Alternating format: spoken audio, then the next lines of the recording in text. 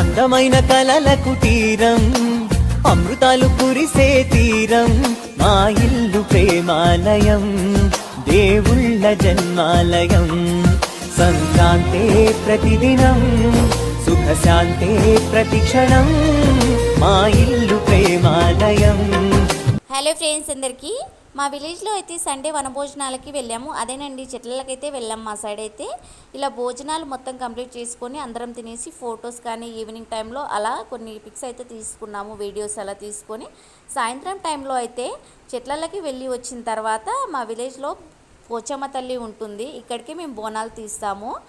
ఇక్కడైతే బిందెలో వాటర్ తీసుకొని వెళ్ళి అక్కడైతే సాగబెడతాము.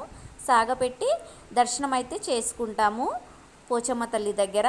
విలేజ్లో అందరూ చేసుకుంటారు ఈవినింగ్ టైంలో, చాలా బాగుంటుంది. ఇంకా ఈ చెట్లకి వెళ్ళిన రోజు తర్వాత అయితే అందరం ఇంట్లోనే ఉంటాం కాబట్టి, చుట్టాలము అందరం ఉంటాం కాబట్టి ఇంట్లోనే భోజనాలు చేసుకొని తింటారు. ఇంకా హోలీ కూడా ఆడుకుంటారు, చాలా బాగుంటుంది. మేము కూడా ఆడాము హోలీ. కొన్ని అయితే వీడియోస్ తీసాను, వీడియోస్ అనేది అప్లోడ్ చేశాను, చూడండి. ఇక్కడ మొత్తం అయితే మా అత్త వాళ్ళ ఫ్యామిలీ మొత్తము, అంటే మా హస్బెండ్ వాళ్ళ ఫ్యామిలీ, మా ఫ్యామిలీనే కానీ మా అమ్మ వాళ్ళు అంత రాలేదు.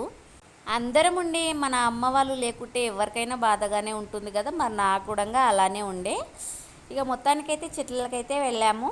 ఇలా ఈవినింగ్ టైంలో దర్శనం అయితే చేసుకున్నాము. నేనైతే బాబు, చిన్న బాబు ఉన్నాడని నైట్ అయింది కాబట్టి రాలేదు. ఈ వనభోజనాలకి వెళ్ళడం అయితే మా బావ వాళ్ళ ఫ్యామిలీలో అయితే సెకండ్ టైం ఇది నేను వెళ్ళడం. అయితే ఫస్ట్ టైం అయితే మా బాబు అయితే చాలా చిన్నగా ఉండే, 7 months అలా ఉండే.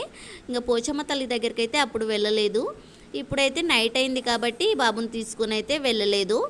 నేను చిన్నప్పటి నుంచే హాస్టల్లోనే ఉండడం వల్ల అసలు అమ్మ వాళ్ళ సైడ్ కూడా వనభోజనాలకి వెళ్ళడం అయితే ఒక 3 times అలా వెళ్ళాను. ఈసారి అయితే వాళ్ళైతే వనభోజనాలకి వెళ్ళట్లేదు, అంటే వాళ్ళకు పండగ లేదు.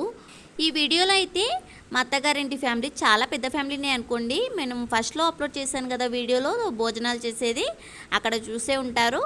చూసారు కదా, మా సైడ్ అయితే ఇలా వనభోజనాలకైతే వెళ్ళాము. మా ఆచారం అయితే ఇలా ఉంది. మరి మీ సైడ్ ఎప్పుడు వెళ్ళారు, ఎలా ఉంటుంది, కామెంట్ బాక్స్లో కామెంట్ చేయండి. ఈ వీడియో మీకు నచ్చితే లైక్ చేసి సబ్స్క్రైబ్ చేసుకోండి ఫ్రెండ్స్. Thank you.